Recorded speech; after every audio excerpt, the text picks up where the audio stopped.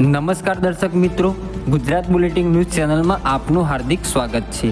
આપણે સૌ લોકોએ હીરો હિરોઈનના હમશકલ બહુ બધા જોયા હશે, પણ આજે આપણે ભારતના યશસ્વી વડાપ્રધાન નરેન્દ્ર મોદીજીના હમશકલને આપણે ગુજરાત બુલેટિન ન્યૂઝમાં બતાવીશું। ગુજરાત રાજ્યના આણંદ જિલ્લામાં વિદ્યાની નગરી કહેવાય તેવા વિદ્યાનગરની આપણે વાત કરીએ તો વિદ્યાનગરમાં પાણીપુરી અને ચાટનો ધંધો કરતા 60 વર્ષીય અનિલભાઈ ઠક્કર તે આપણા દેશના યશસ્વી વડાપ્રધાન નરેન્દ્રભાઈ મોદીજીના હમશકલ છે। અનિલભાઈ ઠક્કર વિદ્યાનગરના મોટા બજારના એરિયામાં વર્ષોથી પાણીપુરી અને ચાટનો ધંધો કરે છે।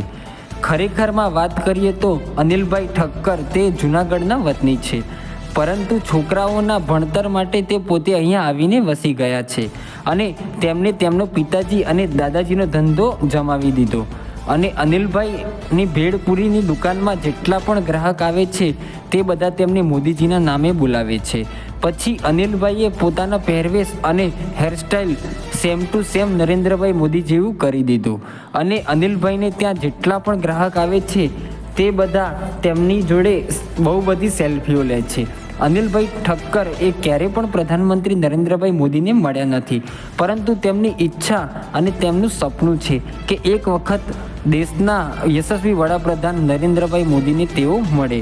નમન S Pandya, Gujarat bulletin news, Anand Vidyanagar. જો દર્શક મિત્રો આપ સૌને આપણી ચેનલ ગુજરાત બુલેટિન ન્યૂઝના સમાચાર પસંદ આવ્યા હોય તો આપણી ચેનલ ગુજરાત બુલેટિન ન્યૂઝને શેર કરો અને સબસ્ક્રાઈબ કરો અને બેલ આઇકન દબાવવાનું ભૂલશો નહીં, જેથી કરીને આપણા સમાચાર સૌ प्रथम आप सौ लोगों ने दर्शकों ने मड़ी रहे।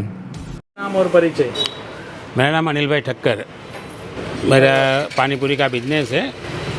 आनंद विद्यानगर के अंदर मोटा बाज़ार में तुलसी पानीपुरी। आपको भगवान ने मोदी जी जैसा बनाया, आप क्या क्या कहोगे?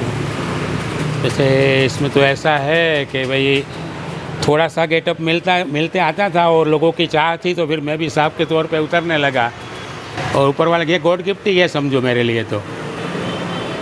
और आप मोदी जी के बारे में क्या कहना चाहोगे?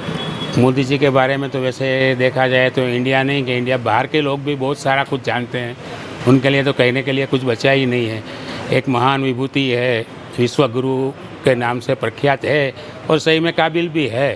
उनका जो नॉलेज है, उनका जो कॉन्फिडेंस है, उनकी जो भी कोई भी निर्णय लेने की क्षमता है वो काबिल तारीफ़ है।